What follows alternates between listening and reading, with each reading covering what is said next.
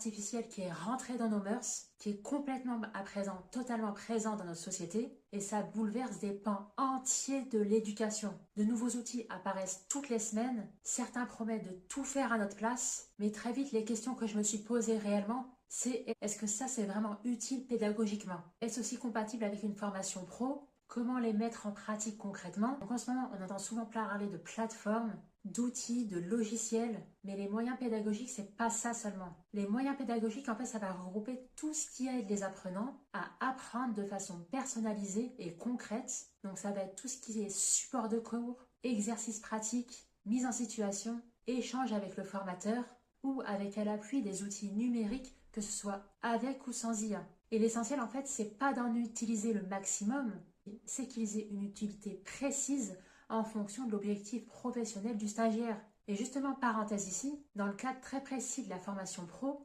ces moyens pédagogiques mobilisés sont très regardés parce qu'ils vont vraiment être déterminants dans le parcours d'apprentissage du stagiaire. Donc, des moyens flous, même avec l'aide des outils IA, s'ils sont mal expliqués ou trop généralistes, ils pourront réellement fragiliser votre dossier de formation. À l'inverse des moyens plus simples, mais qui sont eux justifiés, bien utilisés et pertinents pour l'apprenant, va renforcer véritablement la crédibilité de votre dossier. L'IA vient en soutien et non en remplacement. Pour vous remercier de votre temps, si vous êtes dans le cas où vous êtes futur formateur, vous allez dispenser votre première formation pro et pour ce faire, vous devez déposer une demande pour obtenir votre NDA, donc numéro de déclaration d'activité. J'offre en fait mon e-book où j'y ai recensé les 7 erreurs fatales qui font invalider votre dossier de NDA. Et vous allez le voir si vous téléchargez mon e-book.